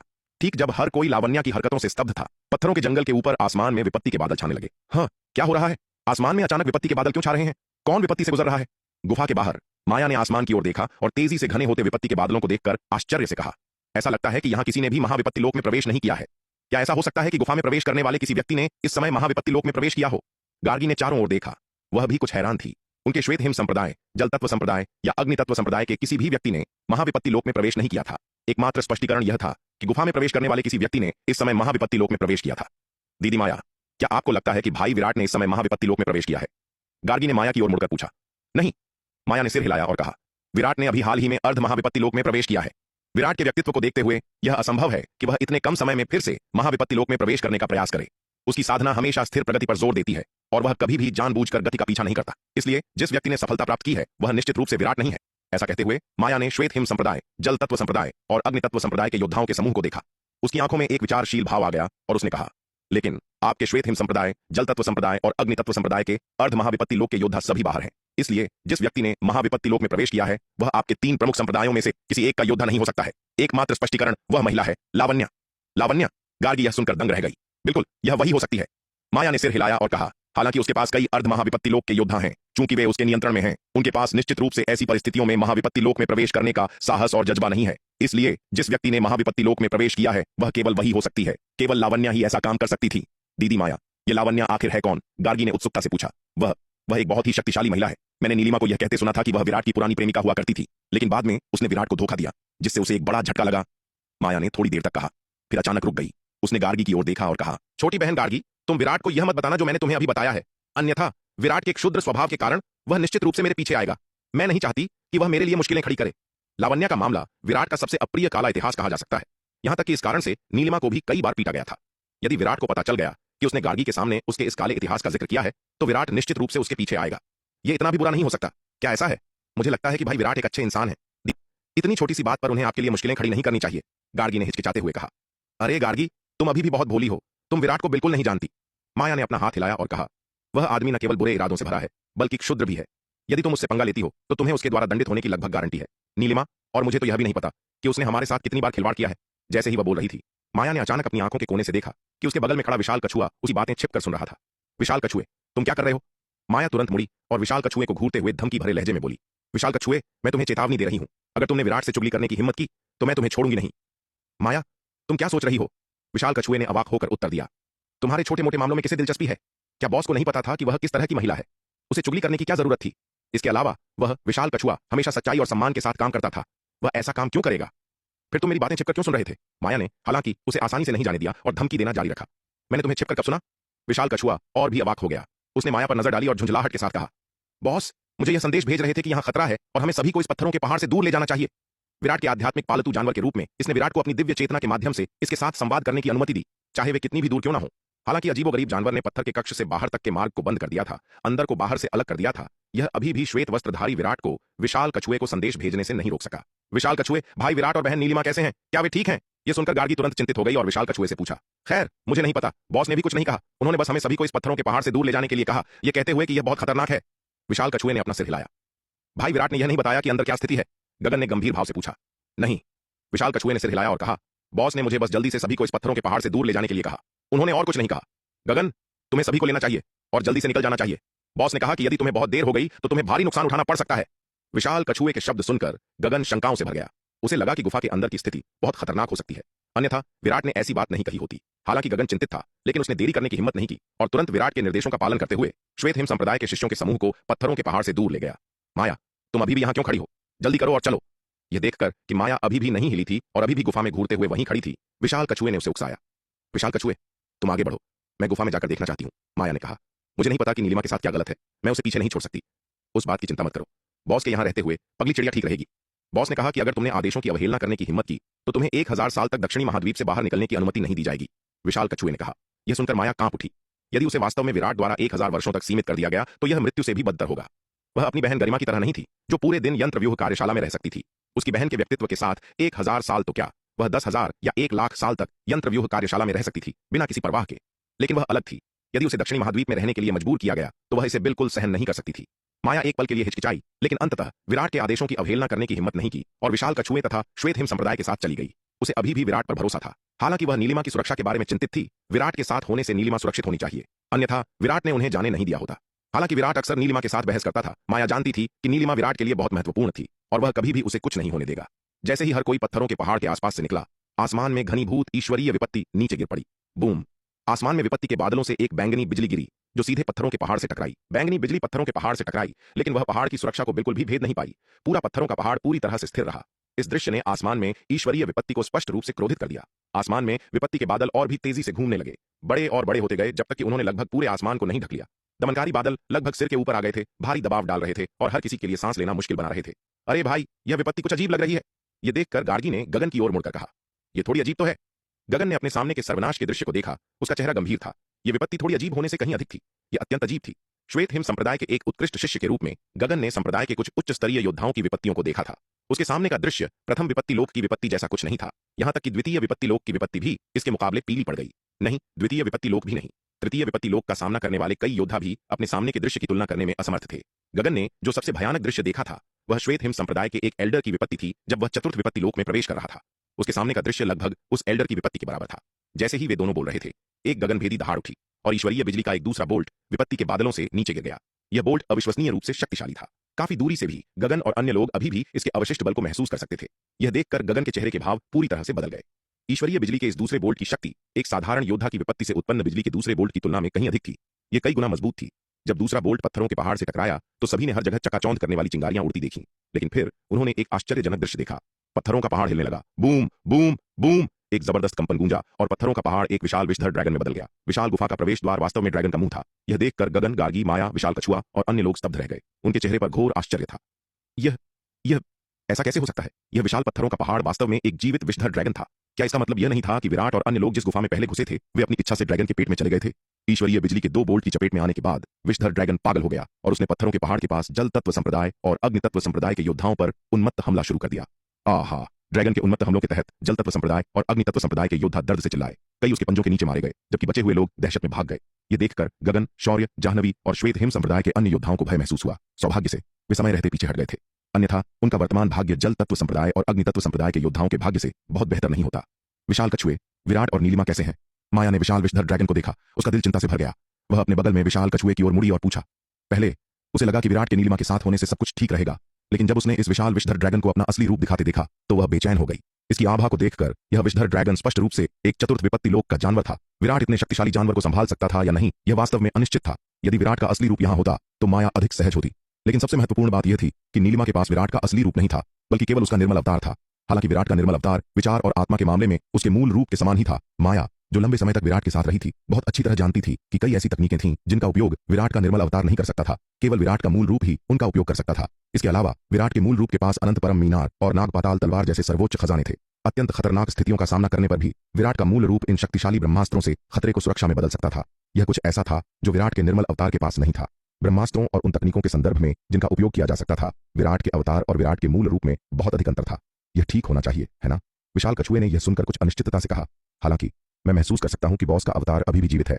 ईमानदारी से कहूं तो जब उसने चतुर्थ विपत्ति लोक के विषधर ड्रैगन को अपना असली रूप प्रकट करते देखा तो विशाल कछुआ भी बहुत चौंक गया था। इस समय वह उतना शांत नहीं था जितना शुरुआत में था। ऐसे भयानक रूप से शक्तिशाली दुश्मन का सामना करते हुए विशाल कछुआ भी अनिश्चित था कि वह स्थिति को संभाल सकता है या नहीं। विशाल कछुए की बातें सुनकर माया ने अंततः राहत महसूस की। जब तक विराट का निर्मल अवतार जीवित था, नीलिमा सुरक्षित रहेगी। विराट के व्यक्तित्व को देखते हुए वह अपनी जान जोखिम में डाल देगा, लेकिन नीलिमा को नुकसान नहीं होने देगा। वह कभी भी नीलिमा को अपने सामने मरने नहीं देगा। पत्थर के कक्ष में दो नुकीले सींगों वाले बूढ़े ने क्रोध में लावण्या को घूरा और खूंखार भाव के साथ दहाड़ते हुए कहा, ऐ कुतिया, मेरी खिलाफ चाल चलने की तेरी हिम्मत कैसे हुई? तू मौत को दावत दे रही है। वह अभी भी ईश्वरीय बिजली के दो लगातार प्रहारों से उबर नहीं पा रहा था। सबसे महत्वपूर्ण बात यह थी कि ईश्वरीय विपत्ति ने स्पष्ट रूप से उसे लावण्या के क्लैश में हस्तक्षेप करने वाला माना था, और इसकी उपस्थिति को देखते हुए यह पूरी तरह से क्रोधित था। वर्तमान ईश्वरीय विपत्ति अब वह सामान्य विपत्ति नहीं थी जिसका सामना महाविपत्ति लोक में प्रवेश करने वाले योद्धा करते थे। यह क्रोधित ईश्वरीय विपत्ति, कौन जानता था कि यह आगे कितनी भयानक होगी। इस समय दो नुकीले सींगों वाले बूढ़े को एहसास हुआ कि उसे लावण्या ने धोखा दिया था। लावण्या ने उसके भीतर महाविपत्ति लोक में प्रवेश किया था, यह इरादा रखते हुए कि वह ईश्वरीय विपत्ति से उसे बचाएगा। एक शक्तिशाली चतुर्थ विपत्ति लोक विशेषज्ञ के रूप में एकमात्र अर्ध महाविपत्ति लोक चींटी द्वारा मात खा जाना स्वाभाविक रूप से बूढ़े आदमी को क्रोधित कर गया। उसने लावण्या पर एक विशाल उंगली उठाई, उसे छेदने के उद्देश्य से। हालांकि उसी क्षण 10 प्रथम विपत्ति लोक के अंधकार दानव पुतले लावण्या के सामने प्रकट हुए और सामूहिक रूप से बूढ़े आदमी के भयानक हमले को रोक दिया। एक गगनभेदी दहाड़ के साथ 10 प्रथम विपत्ति लोक के अंधकार दानव पुतले, जिन्होंने बूढ़े आदमी के शक्तिशाली प्रहार को सहा था, तुरंत उनमें बड़ी बड़ी दरारें आ गईं। स्पष्ट रूप से शक्तिशाली हमले ने इन प्रथम विपत्ति लोक के अंधकार दानव पुतलों को गंभीर रूप से क्षतिग्रस्त कर दिया था। हे विराट, आखिरकार तुम मुझसे दूर नहीं रह सके। यह देखकर लावण्या श्वेत वस्त्रधारी विराट की ओर मुड़ी, मोहक रूप से हंसते हुए। विराट, तुम क्या कर रहे हो? लावण्या की बातें सुनकर और श्वेत वस्त्रधारी विराट को दो नुकीले सींगों वाले बूढ़े को रोकने में लावण्या की मदद करने के लिए 10 प्रथम विपत्ति लोक के अंधकार दानव वंश के पुतलों को नियंत्रित करते देखकर नीलिमा तुरंत क्रोधित हो गई। उसने श्वेत वस्त्रधारी विराट को घूरा और गुस्से में चिल्लाई। यदि विराट और लावण्या ने रक्त प्रतिज्ञा पर हस्ताक्षर किए होते तो यह समझ में आता कि वह उस पर हमला नहीं करता, लेकिन अब वह उसे बचाने के लिए पूरी कोशिश कर रहा था। इसका क्या मतलब था? क्या ऐसा हो सकता है कि यह कमीना अभी भी इस दुष्ट महिला लावण्या के लिए भावनाएं रखता हो? छोटी बहन, क्या तुम देख नहीं सकती? विराट मुझसे अलग नहीं हो सकता। लावण्या ने नीलिमा की ओर देखा और हंसी। तुम्हें शायद पता ना हो, लेकिन मैं उसकी पहली महिला थी। विराट एक भावुक व्यक्ति है, यह सामान्य है कि वह मुझसे अलग नहीं हो सकता। विराट, क्या उसने जो कहा वह सच है? तुम सच में इस दुष्ट महिला से अलग नहीं हो सकते। लावण्या की बातें सुनकर नीलिमा की आंखें तुरंत लाल हो गईं। उसने श्वेत वस्त्रधारी विराट को घूरा और गुस्से से उससे सवाल किया, पगली चिड़िया, क्या तुम अपना दिमाग इस्तेमाल नहीं कर सकती? तुम उसकी हर बात पर विश्वास कर लेती हो। श्वेत वस्त्रधारी विराट ने चिढ़ते हुए कहा, फिर मुझे बताओ, तुम अभी क्या कर रहे हो? तुम इस दुष्ट महिला को बचाने क्यों जा रहे हो? नीलिमा ने गुस्से से पलटवार किया। विराट और लावण्या ने जिस रक्त प्रतिज्ञा पर हस्ताक्षर किए थे उसमें केवल यह निर्धारित था कि वह 100 साल तक उस पर हाथ नहीं उठा सकता, लेकिन उसमें यह नहीं कहा गया था कि खतरे में होने पर उसे बचाना होगा। पगली चिड़िया, क्या तुम यह नहीं समझ पा रही हो कि यह बूढ़ा कमीना अचानक लावण्या पर इतना क्रोधित क्यों हो गया और वह उसके प्रति इतना क्रूर क्यों था? श्वेत वस्त्रधारी विराट ने कुछ अवाक होते हुए पूछा। क्यों? नीलिमा हैरान रह गई और भ्रम में पूछा। ऐसा इसीलिए है क्योंकि लावण्या ने अब महाविपत्ति लोक में प्रवेश कर लिया है। महाविपत्ति लोक में प्रवेश करने से उसके द्वारा आकर्षित ईश्वरीय विपत्ति इस बूढ़े कमीने के लिए सबसे बड़ा खतरा है, इसलिए वह लावण्या से छुटकारा पाने के लिए इतना बेताब था। श्वेत वस्त्रधारी विराट ने समझाया, मैंने लावण्या को वास्तव में उसे बचाने के लिए नहीं बचाया, बल्कि इस बूढ़े कमीने से निपटने के लिए उसकी सफलता द्वारा आकर्षित ईश्वरीय बिजली का उपयोग करने के लिए बचाया, अन्यथा यह काम नहीं करेगा। सतह पर मैं लावण्या को बचा रहा था, लेकिन वास्तव में यह खुद को बचाने के लिए था। सच में? श्वेत वस्त्रधारी विराट के स्पष्टीकरण को सुनने के बाद नीलिमा ने कुछ संदेह के साथ कहा, असली या नकली का क्या मतलब है मूर्ख? क्या तुम्हारे पास दिमाग नहीं है? क्या मैंने इसे स्पष्ट रूप से नहीं समझाया है? जल्दी करो और मेरी मदद करने आओ। मैं अब और नहीं टिक सकता। यदि मेरा निर्मल अवतार मर जाता है तो कोई बात नहीं, यह वैसे भी मेरे अवतारों में से एक है, लेकिन यदि तुम छोटी मूर्ख मर गई कि मैं लावण्या को बचा रहा हूं, लेकिन असल में यह हमारी अपनी जान बचाने के लिए था। सच में? नीलिमा ने कुछ संदेह के साथ श्वेत वस्त्रधारी विराट का स्पष्टीकरण सुनने के बाद कहा, सच या झूठ से तुम्हारा क्या मतलब है पगली चिड़िया? क्या तुम्हारे पास बिल्कुल भी दिमाग नहीं है? क्या मैंने तुम्हें सब कुछ साफ साफ नहीं समझाया है? जल्दी आओ और मेरी मदद करो, मैं अब और नहीं टिक सकता। अगर मेरा निर्मल अवतार नष्ट भी हो जाए तो कोई बात नहीं, यह वैसे भी मेरा सिर्फ एक अवतार है, लेकिन अगर तुम मारी गई पगली चिड़िया तो तुम सच में हमेशा के लिए खत्म हो जाओगी। नीलिमा को अभी भी हिचकिचाते देख श्वेत वस्त्रधारी विराट ने गुस्से में उसे फटकार लगाई। ओह ठीक है, विराट की बात सुनकर नन्ही चिड़िया ने तुरंत उत्तर दिया। वह तुरंत उड़कर विराट के पास पहुंची ताकि दो नुकीले सींगों वाले बूढ़े के हमलों को रोका जा सके। विराट, मैं अभी के लिए तुम्हारी बात मान लेती हूं, लेकिन अगर सच में तुम्हारे दिल में उस दुष्ट औरत के लिए कोई भावना बची है तो मैं आज की सारी घटना बहन चंपा को जरूर बताऊंगी। नीलिमा ने बूढ़े के हमलों को रोकते हुए विराट से कहा। यह सुनकर विराट निशब्द रह गया। उसका सच में मन कर रहा था कि इस नन्ही चिड़िया का सिर खोलकर देखे कि इसके अंदर चल क्या रहा है। यह ईर्ष्या करने का कौन सा समय था? उसे एहसास हुआ कि उसके आसपास मौजूद सभी महिलाओं में सबसे ज्यादा ईर्ष्यालु यही नन्ही चिड़िया थी। निहारिका, शालिनी और यामिनी, यद्यपि वे भी ईर्ष्या करती थीं, लेकिन कम से कम वे इस पगली चिड़िया की तरह खुलकर इसे प्रदर्शित नहीं करती थीं। यह पगली चिड़िया तो अपनी जलन छिपाने की थोड़ी सी भी कोशिश नहीं करती थी। पुनीत, भुवन, लक्ष्यराज और अन्य लोग भी लापरवाही करने की हिम्मत नहीं कर सके। उन्होंने दो नुकीले सींगों वाले बूढ़े को घेरने के लिए हाथ मिलाया ताकि वह लावण्या पर हमला न कर सके। वे सभी जानते थे कि वर्तमान स्थिति उनके लिए जीवन और मृत्यु का सवाल थी। वे इस लड़ाई को जीत पाएंगे या नहीं, यह इस बात पर निर्भर करता था कि लावण्या का महाविपत्ति लोक में प्रवेश इस दो नुकीले सींगों वाले बूढ़े को कितना नुकसान पहुंचाएगा। जैसे जैसे लड़ाई आगे बढ़ी, स्थिति उनके लिए और भी प्रतिकूल होती गई। श्वेत हिम संप्रदाय, जल तत्व संप्रदाय और अग्नि तत्व संप्रदाय के कई महाविपत्ति लोक के योद्धाओं की रक्षा दीवार उस संक्षारक लाल धुंध से टूट गई और वे उसी में विलीन हो गए। जल तत्व संप्रदाय के युग, अग्नि तत्व संप्रदाय के ध्रुव और लावण्या के अधीन सम्राट शेरा सभी एक एक करके उस घने लाल धुंध में निगल लिए गए। यहां तक कि पुनीत, जिग्नेश, भुवन और लक्ष्यराज जैसे विशेषज्ञों को भी लाल धुंध के संक्षारक प्रभाव के तहत अपनी ताकत का भारी नुकसान उठाना पड़ रहा था। लड़ाई जितनी लंबी खिंचेगी उनके लिए स्थिति उतनी ही नुकसानदेह होगी। ठीक उसी समय जब हर कोई दो नुकीले सींगों वाले बूढ़े से भयंकर युद्ध कर रहा था, आसमान से एक गगनभेदी गर्जना गूंज उठी और आकाशीय बिजली का तीसरा प्रहार फिर से नीचे गिरा। इस प्रहार की शक्ति दूसरे प्रहार से कई गुना अधिक थी। इस आकाशीय बिजली ने विशाल विषधर ड्रैगन के शरीर को अचानक सुन्न कर दिया। पत्थर के उस कक्ष के अंदर दो नुकीले सींगों वाला बूढ़ा भी एक पल के लिए जम सा गया। ऐ औरत, तुरंत यहां से बाहर निकलो। मैं वादा करता हूं कि जब तक तुम मेरे पेट से बाहर चली जाओगी मैं तुम्हारी जान बख्श दूंगा। आकाशीय बिजली के तीसरे प्रहार के बाद दो नुकीले सींगों वाले बूढ़े ने जल्दबाजी में लावण्या से कहा। स्वर्गीय विपत्ति की शक्ति लगातार बढ़ती जा रही थी। अगर यह इसी तरह गिरती रही तो शायद उसकी आधी जान चली जाएगी या वह मारा ही जाएगा। यह देखकर कि वह फिलहाल लावण्या का कुछ नहीं बिगाड़ सकता, उसने बल के बजाय नरमी से काम लेने का फैसला किया। जैसे ही उसने यह कहा, पहले से सील किए गए पत्थर के कक्ष से बाहर जाने का रास्ता अचानक फिर से खुल गया। लावण्या ने उस खुले हुए रास्ते की ओर देखा और मीठी मुस्कान के साथ कहा, मैं आपकी दयालुता की कद्र करती हूं श्रीमान, लेकिन मुझे लगता है कि यह जगह काफी अच्छी है, इसलिए मैं आपको परेशान नहीं करूंगी। वह मजाक कर रही थी। जाहिर है वह स्वर्गीय विपत्ति से खुद को बचाने के लिए एक मानव ढाल का इस्तेमाल क्यों नहीं करेगी। अगर वह इस तरह बाहर भाग गई तो उसे खुद ही इस विपत्ति का सामना करना पड़ेगा। उसे यह भी नहीं पता था कि महाविपत्ति लोक में प्रवेश करने पर उसने जो स्वर्गीय विपत्ति बुलाई है वह कितनी शक्तिशाली है। अगर वह बाहर गई और पाया कि यह विपत्ति उसकी सहनशक्ति से कहीं अधिक शक्तिशाली है तो क्या तब पछताने में बहुत देर नहीं हो जाएगी। यह पत्थर का कक्ष उसके लिए एक बहुत बड़ा अवसर था। वह इसे इतनी आसानी से कैसे गंवा सकती थी। सच तो यह है कि अगर यह पत्थर का कक्ष कोई प्राकृतिक वस्तु होता तो यह उसे स्वर्गीय विपत्ति से नहीं बचा पाता। साधना की दुनिया में कई योद्धाओं ने अपनी विपत्तियों के दौरान खुद को समुद्र या जमीन के नीचे छिपाने की कोशिश की है, लेकिन दुर्भाग्य से यह भी विपत्ति को रोक नहीं सका। वे चाहे कितनी भी गहराई में क्यों न छिप जाएं, विपत्ति उन पर आ ही गिरती। लेकिन यह पत्थर का कक्ष कोई प्राकृतिक वस्तु नहीं था, यह विषधर ड्रैगन के शरीर के अंदर था। इसलिए विपत्ति ड्रैगन के शरीर को पार नहीं कर सकती थी और सीधे उसी पर गिरेगी। विपत्ति को लावण्या तक पहुंचने के लिए उसे ड्रैगन की बाहरी सुरक्षा को नष्ट करना होगा, उसके शरीर में एक छेद करना होगा। इस प्रकार विषधर ड्रैगन को लावण्या के लिए इस अवांछित विपत्ति का सामना करना पड़ा। तुम लावण्या की बातें सुनकर दो नुकीले सींगों वाला बूढ़ा गुस्से से कांप उठा। यह नीच औरत असल में चाहती थी कि वह उसे स्वर्गीय विपत्ति से बचाए। ऐ नीच लड़की, अपनी हद पार मत करो। दो नुकीले सींगों वाले बूढ़े ने लावण्या को घूरते हुए कहा। उसका चेहरा पीला पड़ चुका था। मैं तुम्हें यह एक मौका दे रहा हूं, एक बार यह चला गया तो हमेशा के लिए चला जाएगा। जाने से पहले अच्छी तरह सोच लो। मैंने पहले ही सोच लिया है, लावण्या ने मुस्कुराते हुए कहा। अगर ऐसा है तो जल्दी से निकल जाओ, मैं तुम्हारे पिछले कर्मों को माफ कर दूंगा। यह सुनकर दो नुकीले सींगों वाले बूढ़े का चेहरा खुशी से चमक उठा और उसने जल्दी से कहा, बूढ़े बाबा, आप गलत समझ रहे हैं। मेरा मतलब है मैंने अच्छी तरह सोच लिया है और मैं कहीं नहीं जा रही हूं। लावण्या ने मुस्कुराते हुए उत्तर दिया। वह इतने अच्छे अवसर को कैसे गंवा सकती थी। क्या वे उसे मूर्ख समझते थे। इस पत्थर के कक्ष में स्वर्गीय विपत्ति से बचाने के लिए दो नुकीले सींगों वाला बूढ़ा मौजूद था और साथ ही विराट और अन्य लोग उसकी रक्षा कर रहे थे। विपत्ति को पार करने के लिए ऐसी अनुकूल परिस्थितियां वास्तव में जीवन में एक बार मिलने वाला अवसर था। खासकर श्वेत वस्त्रधारी विराट को दो नुकीले सींगों वाले बूढ़े के हमले से उसे बचाने के लिए अपनी जान जोखिम में डालते हुए देखकर लावण्या को असीम संतुष्टि का अनुभव हो रहा था। सिर्फ यही दृश्य किसी भी जोखिम को उठाने लायक बना रहा था। कितना सुखद दृश्य था। विराट उससे नफरत करता था, लेकिन अब न केवल वह उसे मार नहीं सकता था बल्कि उसे हर कीमत पर उसकी रक्षा भी करनी पड़ रही थी। अगर उसने यह मौका गंवा दिया तो पता नहीं उसे ऐसा शानदार नजारा फिर कब देखने को मिलेगा। तुम नीच औरत। लावण्या की बातें सुनकर दो नुकीले सींगों वाला बूढ़ा गुस्से से थरथराने लगा और गालियों की बौछार करने ही वाला था। लेकिन जैसे ही उसने वे गालियां निकालनी शुरू की, आसमान से एक और गगनभेदी गर्जना हुई और आकाशीय बिजली का चौथा प्रहार नीचे आ गिरा। आकाशीय बिजली के इस चौथे प्रहार की शक्ति तीसरे प्रहार से कई गुना अधिक थी। इस भयानक हमले की चपेट में आकर दो नुकीले सींगों वाला बूढ़ा फिर से सुन्न पड़ गया। उसकी गालियां अचानक बीच में ही रुक गईं। आखिर तुम चाहती क्या हो। दो नुकीले सींगों वाले बूढ़े ने लावण्या को घूरते हुए भारी निराशा के साथ कहा।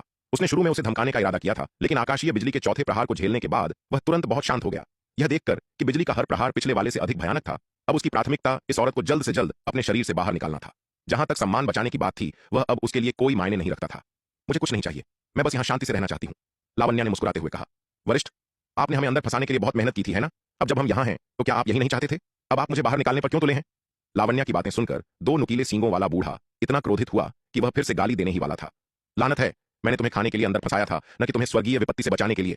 हालांकि लावण्या को बाहर निकालने के लिए दो नुकीले सींगों वाले बूढ़े को अपना गुस्सा दबाना पड़ा, चाहे वह कितना भी क्रोधित क्यों न हो। युवती, मैं पहले गलत था। जब तक तुम यहां से जाने को तैयार हो, तुम जो भी शर्त रखोगी मैं मान लूंगा। दो नुकीले सींगों वाले बूढ़े ने लावण्या से नम्रतापूर्वक कहा। एक प्रतिष्ठित चतुर्थ विपत्ति लोक के विशेषज्ञ का एक ऐसी चींटी के सामने इस तरह झुकना, जिसने अभी अभी प्रथम विपत्ति लोक में प्रवेश किया था, एक बहुत बड़ा अपमान था।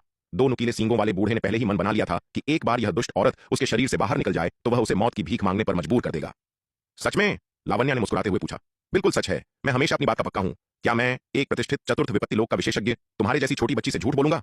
दो नुकीले सींगों वाले बूढ़े ने तुरंत उत्तर दिया। अगर ऐसा है तो मुझे इस पर ध्यान से विचार करना होगा, लावण्या ने हिचकिचाने का नाटक करते हुए कहा। तो तुम्हें ध्यान से सोचना चाहिए युवती। एक प्रतिष्ठित चतुर्थ विपत्ति लोक के विशेषज्ञ के रूप में यदि तुम यहां से जा सको तो मैं तुम्हें अकल्पनीय लाभ दे सकता हूं। दो नुकीले सींगों वाला बूढ़ा यह देखकर मन ही मन प्रसन्न था कि लावण्या मान गई थी और उसने जल्दी से कहा। यह देखकर श्वेत वस्त्रधारी विराट ने मन ही मन अपना सिर हिलाया। यह बूढ़ा अपनी ताकत के बावजूद असल में एक मूर्ख था। लावण्या साफ तौर पर समय बर्बाद कर रही थी और वह यह देख भी नहीं पा रहा था। सच कहा जाए तो जब दिमागी खेल खेलने की बात आती है तो बहुत कम लोग लावण्या का मुकाबला कर सकते थे। लावण्या यकीनन अब तक की सबसे चालाक और बुद्धिमान प्रतिद्वंद्वी थी जिसका उसने कभी सामना किया था। आखिरकार इंद्रपुरी क्षेत्र में यहां तक कि वह भी पूरे 3 साल तक उसके धोखे में रहा था। अगर उसके तरीके इतने परिष्कृत नहीं होते तो वह उसके षड्यंत्रों से 3 लंबे साल तक अनजान नहीं रह पाता। अरे विराट, क्या वह दुष्ट औरत लावण्या सच में इस बूढ़े की बातों में आ गई है या वह जानबूझकर उसे धोखा दे रही है। यह देखकर नीलिमा श्वेत वस्त्रधारी विराट से टेलीपैथी के माध्यम से पूछने से खुद को रोक नहीं पाई। तुम्हें क्या लगता है। श्वेत वस्त्रधारी विराट ने टेलीपैथी से जवाब दिया। मुझे लगता है कि लावण्या के व्यक्तित्व को देखते हुए उसे इतना मूर्ख नहीं होना चाहिए। मैं समझ गई, वह शायद जानबूझकर समय बर्बाद कर रही है, जानबूझकर इस बूढ़े के साथ चालें चल रही हैं, स्वर्गीय विपत्ति के फिर से गिरने का इंतजार कर रही है। नन्ही चिड़िया ने एक पल के लिए सोचा और अचानक कहा, तुम खुद ही यह बात समझ रही हो तो इसे जोर से मत कहना, कहीं ऐसा ना हो कि वह बूढ़ा सतर्क हो जाए। श्वेत वस्त्रधारी विराट ने टेलीपैथी के जरिए कहा, अभी हमारा सबसे बड़ा दुश्मन यह बूढ़ा है, कोई जल्दबाजी मत करो। हाँ विराट, तुम्हें मुझे बताने की जरूरत नहीं है, मैं पहले से जानती हूं। क्या तुम्हें लगता है कि मैं इतनी लापरवाह हूं? नीलिमा ने कुछ असंतोष के साथ खर्राटे भरते हुए कहा। जैसे ही दो नुकीले सींगों वाला बूढ़ा घबराहट में गहरी सोच में डूबी लावण्या को देख रहा था, आसमान से एक और गगनभेदी गर्जना गूंज उठी और आकाशीय बिजली का पांचवां प्रहार नीचे आ गिरा। यह पांचवां प्रहार चौथे की तुलना में कई गुना अधिक शक्तिशाली था। इसने विषधर ड्रैगन के कठोर शल्कों को भेद दिया, जिससे हर तरफ खून की बौछार होने लगी। इस हमले ने पहले ही ड्रैगन को गंभीर रूप से घायल कर दिया था। युवती, तुमने क्या फैसला किया? स्थिति को और भी गंभीर होते देख दो नुकीले सींगों वाले बूढ़े ने घबराहट में पूछा। वरिष्ठ, यह बहुत महत्वपूर्ण मामला है, मुझे इस पर ध्यान से विचार करना होगा। क्या हो अगर आप अपनी बात से मुकर गए? लावण्या ने कहा। चिंता मत करो, मैं हमेशा अपना वादा निभाता हूं। जब तक तुम मेरे शरीर से बाहर निकलोगी, तुम्हें जो भी चाहिए मैं तुम्हें दूंगा। दो नुकीले सींगों वाले बूढ़े ने तुरंत उत्तर दिया। बात करते करते उसकी नजर पत्थर के कक्ष में रखे चतुर्थ विपत्ति दिव्य अस्त्र स्वर्ण बैंगनी कवच पर पड़ी। अगर तुम यहां से निकल जाओ तो मैं तुम्हें यह चतुर्थ विपत्ति दिव्य अस्त्र स्तरीय स्वर्ण बैंगनी कवच दे सकता हूं, दो नुकीले सींगों वाले बूढ़े ने कहा। सच में? यह सुनकर लावण्या की आंखें चमक उठीं और उसने जल्दी से पूछा। बिल्कुल सच। लावण्या की दिलचस्पी देखकर दो नुकीले सींगों वाला बूढ़ा बेहद खुश हुआ और जल्दी से जवाब दिया। भले ही वह कुछ समय के लिए लावण्या को चतुर्थ विपत्ति दिव्य अस्त्र स्तरीय स्वर्ण बैंगनी कवच दे दे, एक बार जब वह उसके शरीर से बाहर निकल जाएगी और वह उसे मार देगा तो वह कवच अंततः उसी के हाथों में आ जाएगा। हालांकि मुझे इससे भी बेहतर कुछ चाहिए। कुछ देर सोचने के बाद लावण्या ने आखिरकार अपना सिर उठाया और दो नुकीले सींगों वाले बूढ़े की ओर देखकर मुस्कुराते हुए कहा, तुम्हें क्या चाहिए? बस कह दो, जब तक ये मेरे अधिकार में है मैं तुम्हें दे दूंगा। दो नुकीले सींगों वाले बूढ़े ने जल्दी से कहा, मुझे चाहिए तुम्हारी जान। लावण्या ने दो नुकीले सींगों वाले बूढ़े की ओर देखकर मुस्कुराते हुए कहा, ठीक है, मैं। तुमने क्या कहा? दो नुकीले सींगों वाला बूढ़ा सहमत होने ही वाला था, लेकिन अचानक उसे समझ आया कि लावण्या क्या चाहती है और वह तुरंत आग बबूला हो गया। ऐ नीच लड़की, तुम मेरे साथ खेल रही हो? बिल्कुल सही, मैं तुम्हारे साथ खेल रही हूं, लावण्या ने मुस्कुराते हुए कहा। बूढ़े बाबा, तुम अभी मेरे साथ खेलने के लिए बहुत कच्चे हो। क्या तुम्हें लगता है कि मुझे नहीं पता कि तुम्हारे दिमाग में क्या चल रहा है? तुम बस मुझे बाहर बुलाकर मारना चाहते हो। इस तरह चाहे तुम मुझे अभी कितने भी फायदे का वादा कर लो, मेरे मरने के बाद तुम्हें उन्हें पूरा नहीं करना पड़ेगा। तुम्हें लगता है कि तुम बिना कुछ दिए सब कुछ पाने की इस चाल से मुझे बेवकूफ बना सकते हो? क्या तुम कुछ ज्यादा ही भोले नहीं हो? मेरी पूरी जिंदगी में विराट के अलावा आज तक कोई दूसरा मेरे साथ नहीं खेल पाया है। लावण्या की बातें सुनकर दो नुकीले सींगों वाला बूढ़ा और नीलिमा दोनों क्रोधित हो गए। दो नुकीले सींगों वाले बूढ़े को इस बात पर गुस्सा आ रहा था कि इस नीच लड़की ने उसे बेवकूफ बनाने की हिम्मत की। यह असहनीय था। नीलिमा इसलिए क्रोधित थी क्योंकि विराट का इस दुष्ट औरत के साथ सच में कोई गुप्त रहस्य था, वरना यह दुष्ट औरत ऐसा क्यों कहती कि विराट ने उसके साथ खेल खेला है। यहां तक कि बहन चंपा का भी अभी तक विराट के साथ कोई संबंध नहीं था, लेकिन इस दुष्ट औरत ने बाजी मार ली। यह अत्यंत अपमानजनक था। यह धूर्त विराट बहुत कमीना था जो छिप छिपकर इस दुष्ट औरत के साथ चक्कर चला रहा था। ऐ नीच औरत, तू अपनी मौत को बुलावा दे रही है। दो नुकीले सींगों वाले बूढ़े ने लावण्या को घूरते हुए एक खूंखार चेहरे के साथ दहाड़ते हुए कहा। इतना कहते ही वह आगे बढ़ा और लावण्या पर झपट पड़ा ताकि उसके साथ आर पार की लड़ाई लड़ सके। यह देखकर श्वेत वस्त्रधारी विराट केवल अपने 10 प्रथम विपत्ति लोक के अंधकार दानव वंश के पुतलों को नियंत्रित कर सकता था ताकि वे दो नुकीले सींगों वाले बूढ़े के हमलों को किसी तरह रोक सकें। ऐ छोटे जानवर, तेरी हिम्मत कैसे हुई मेरा रास्ता रोकने की? तू भी मरेगा। श्वेत वस्त्रधारी विराट की बार बार की बाधाओं से क्रोधित होकर दो नुकीले सींगों वाले बूढ़े को यह एहसास हो गया कि जब तक वह श्वेत वस्त्रधारी विराट को रास्ते से नहीं हटाता तब तक लावण्या से निपटना असंभव है। इसलिए बूढ़े ने लावण्या को छोड़ दिया और अपना पूरा ध्यान श्वेत वस्त्रधारी विराट पर केंद्रित कर दिया। बूम बूम बूम, श्वेत वस्त्रधारी विराट पर भयानक हमलों की बारिश होने लगी, जिससे उस पर दबाव तुरंत बढ़ गया। उसके 10 प्रथम विपत्ति लोक के अंधकार दानव वंश के पुतले दरारों से भर गए थे और टूटने की कगार पर थे। ऐसा लग रहा था कि इस गति से ये 10 पुतले ज्यादा देर तक टिक नहीं पाएंगे। यह देखकर श्वेत वस्त्रधारी विराट ने अपने दांत पीस लिए। उसने 10 प्रथम विपत्ति लोक के अंधकार दानव वंश के पुतलों को नियंत्रित किया और उन्हें दो नुकीले सींगों वाले बूढ़े की ओर भेज दिया। जैसे ही वे करीब आए, विराट के दिमाग में कुछ हलचल हुई और पत्थर के कक्ष के भीतर एक गगनभेदी विस्फोट गूंज उठा। 10 प्रथम विपत्ति लोक के अंधकार दानव वंश के पुतले एक साथ फट गए। 10 प्रथम विपत्ति लोक के अंधकार दानव वंश के पुतलों के भीतर समाहित ऊर्जा असीम थी। एक ही समय में इतने सारे प्रथम विपत्ति लोक के अंधकार दानव वंश के पुतलों के आत्मविनाश से उत्पन्न होने वाली शक्ति अकल्पनीय थी। इस आत्मविनाश की शक्ति किसी भी तरह से मध्य श्रेणी के महाविपत्ति आक्रामक खजाने से कमजोर नहीं थी जिसे लक्ष्यराज ने पहले इस्तेमाल किया था। उस भयानक विस्फोटक शक्ति ने दो नुकीले सींगों वाले बूढ़े को लगभग उड़ा ही दिया था। दो नुकीले सींगों वाला बूढ़ा आखिरकार विषधर ड्रैगन की आत्मा मात्र था। उसकी ताकत अभी भी ड्रैगन की वास्तविक शक्ति से कम थी। इसके अलावा आत्मा की रक्षा ड्रैगन के भौतिक शरीर की तुलना में बहुत कमजोर थी। श्वेत वस्त्रधारी विराट के विस्फोट से क्रोधित होकर दो नुकीले सींगों वाला बूढ़ा और भी अधिक आग बबूला हो गया। ऐ छोटे जानवर, तूने मुझे पूरी तरह से क्रोधित कर दिया है। बहुत अच्छे, बहुत अच्छे। दो नुकीले सींगों वाले बूढ़े ने श्वेत वस्त्रधारी विराट को खून से लाल आंखों से घूरते हुए कहा। श्वेत वस्त्रधारी विराट द्वारा नियंत्रित 10 प्रथम विपत्ति लोक के अंधकार दानव पुतलों के विस्फोट ने न केवल उसकी आत्मा के अवतार को घायल किया बल्कि उसके शरीर को भी गंभीर रूप से लहूलुहान कर दिया। इस भयानक विस्फोट से कक्ष को घेरने वाली पत्थर की दीवारों में हुए कई छेद इस बात का प्रमाण थे। पत्थर की दीवारों के उन छेदों से खून लगातार बह रहा था। दो नुकीले सींगों वाले बूढ़े ने अपने हाथ सिर के ऊपर उठाए, मंत्रों का उच्चारण किया और उसके हाथों में प्रकाश का एक चमकदार गोला इकट्ठा होने लगा। इस बार वह लड़ने के लिए केवल अपनी दिव्य आत्मा के अवतार का उपयोग नहीं कर रहा था, उसने अपने वास्तविक शरीर की शक्ति का उपयोग करना शुरू कर दिया। वह पहले इस चाल का उपयोग नहीं करना चाहता था। आखिरकार यह उसके शरीर के भीतर था और एक बार यह शक्तिशाली हमला शुरू हो जाने के बाद वह खुद भी इसे नियंत्रित नहीं कर पाएगा, जिससे उसे खुद भी गंभीर चोटें आ सकती थीं।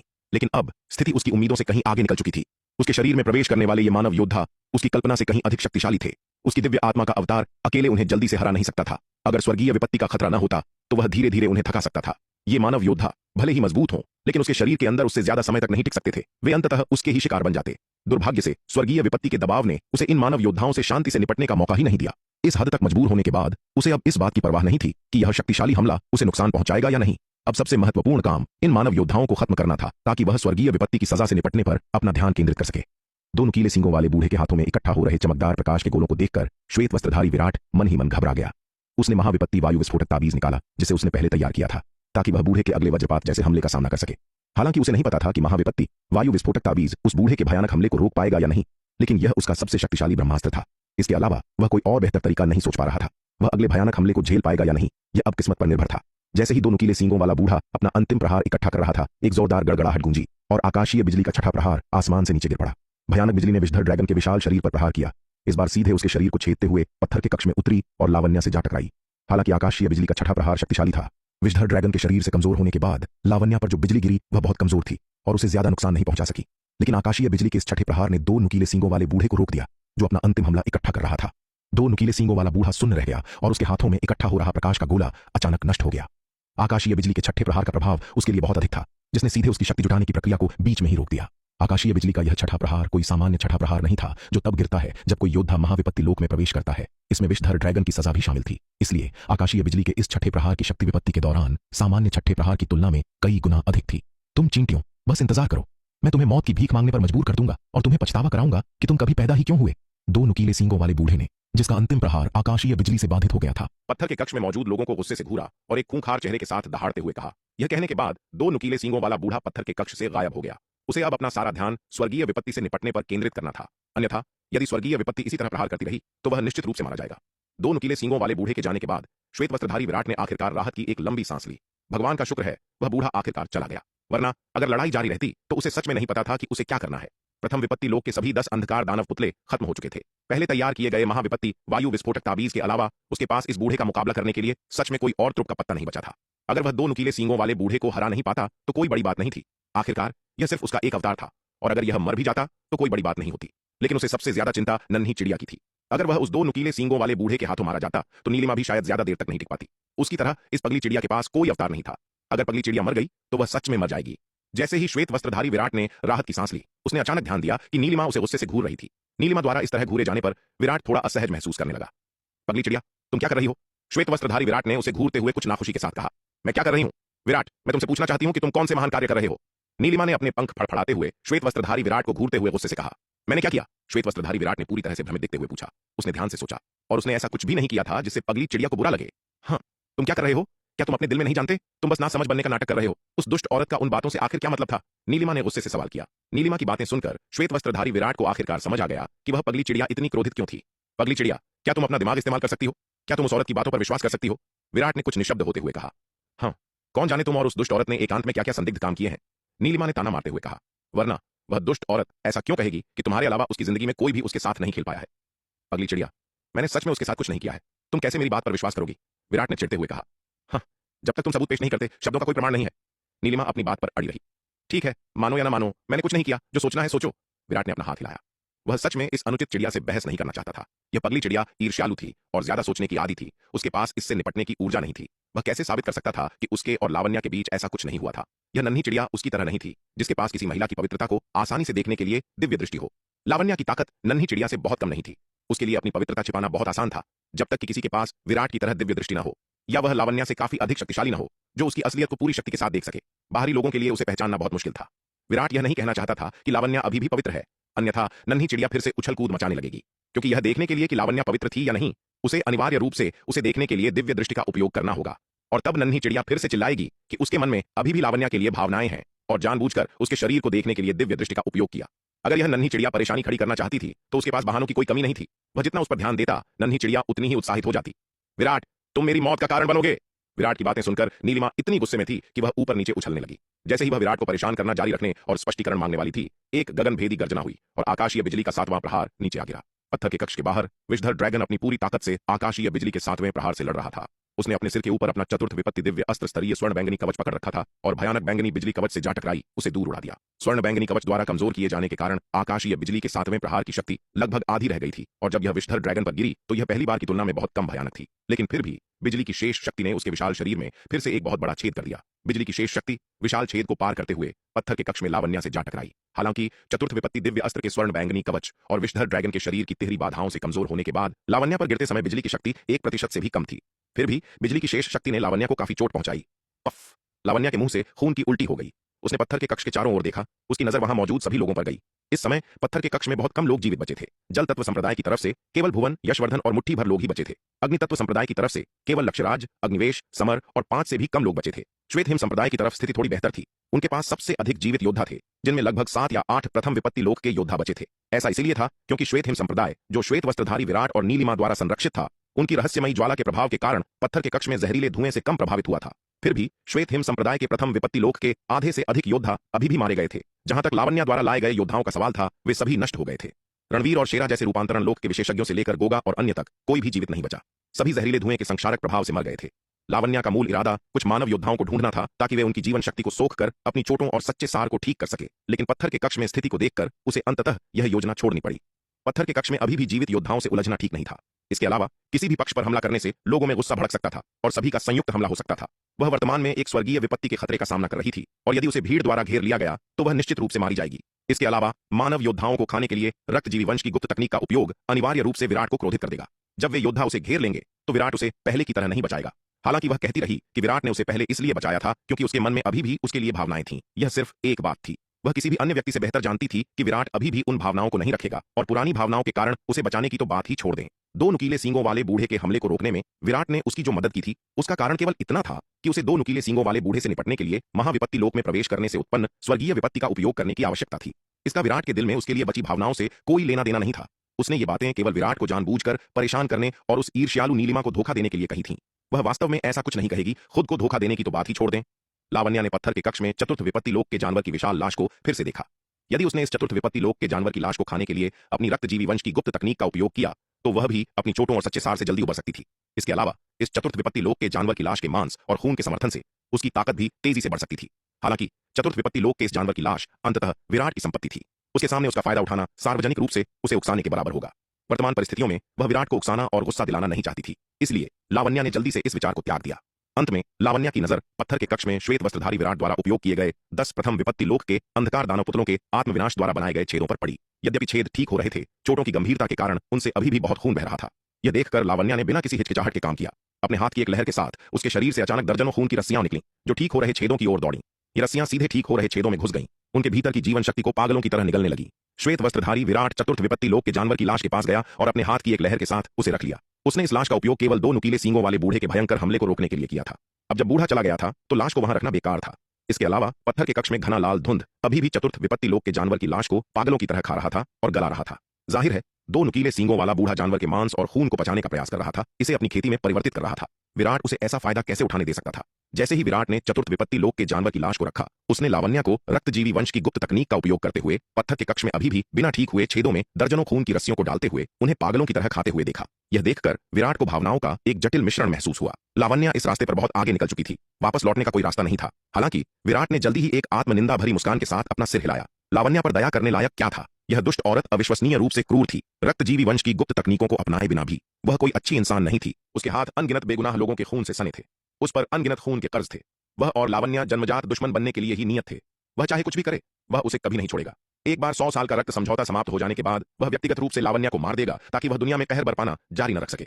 श्वेत वस्त्रधारी विराट ने लावण्या के कार्यों को नजरअंदाज कर दिया। आखिरकार वह वर्तमान में इस भयानक जानवर से निपट रही थी। जितना अधिक वह जानवर के मांस और खून को खाएगी, वह उतना ही कमजोर हो जाएगा, जिससे उनके लिए उसे हराना आसान हो जाएगा। अब उनका सबसे महत्वपूर्ण काम जानवर को मारना और इस विपत्ति से बचना था। बाकी सब कुछ गौण था और इसे कुछ समय के लिए अलग रखा जा सकता था। चतुर्थ विपत्ति लोक के जानवर की लाश को इकट्ठा करने के बाद श्वेत वस्त्रधारी विराट ने आराम नहीं किया। उसने अपने तृतीय विपत्ति दिव्य अस्त्र लंबी तलवार को घुमाया और पत्थर के